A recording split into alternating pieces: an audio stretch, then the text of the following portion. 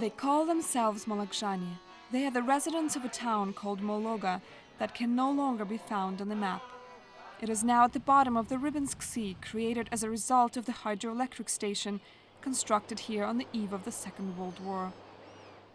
1940, a year of the Soviet Union's industrial boom. Electricity production took priority, and Russia's full-flowing rivers provided vast potential for the energy production needed for the growing infrastructure. Rybinsk hydroelectric station on Volga River was the largest in the world at the time. It was built by Gulag prisoners to provide electricity to every home and plant in the area. They called it a human victory over nature. Like everything in the Soviet Union, it had to be scaled to the max. NKVD made a decision for an 18-meter deep reservoir to be created between the Volga and Sheksna rivers. This meant 130,000 residents of the area had to be displaced, 800 villages, 3 towns and 5 monasteries blown up, and hundreds of old cemeteries submerged underwater.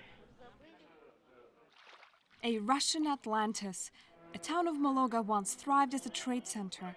With its centuries-old churches and monasteries, this spiritual outpost of northern Russia was slowly taken apart and engulfed in the course of 7 years. The youth was eager to move and start a new life, but older generations had a hard time relocating. Witnesses say that hundreds tied themselves to the home gates, refusing to leave. It is a tragic passage in the history of Russian land. Something that was built is not meant to be destroyed. We often call it Christian Atlantis. Mologa's spiritual traditions were unique, impossible to recreate. Every year, Father Vasily Denisov consoles those who grieve over this land, where Yuksky Monastery once stood. Lots of tears, lots of sacred places flooded, lots of people's belongings and resources wasted. It's a great grief for loss of our motherland, loss of ancestry, loss of sacred space. The most sacred feeling I have is the feeling for Молога. I'm in love with Молога so much I could cry. Vadim Guskin never missed a meeting of Molokzhan. They come from the area and other towns in Russia, many over 60 they meet every year. 65 years have passed and they're still looking for lost connections. This is their address. Молога, Communist Street 20. Aren't they your neighbours? This is my mum in the 9th grade. Everything was enforced. They decided and we had no choice. Everybody had to just leave their cozy nests. Vladimir Shumalov's parents received their notice to leave Molога in 1936. A motherland is where you were born, grew up, and where your ancestors are buried, he says.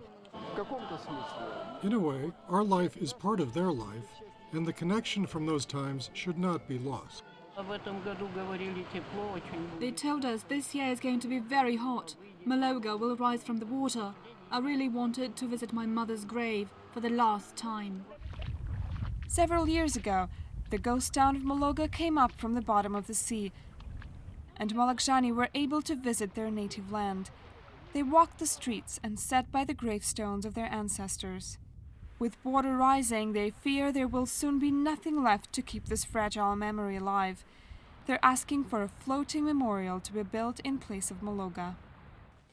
When walking down Karl Marx Street here in the town of Kalyazin, I stumbled upon this historical landmark standing right in the middle of the Volga River. This bell tower is now all that's left from a 17th century monastery, destroyed and submerged underwater in a similar to Mologa circumstances. Uglich hydroelectric station and reservoir were built here in 1940s.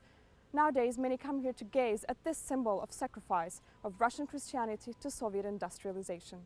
Anastasia Herulina, Russia Today, Kalyazin.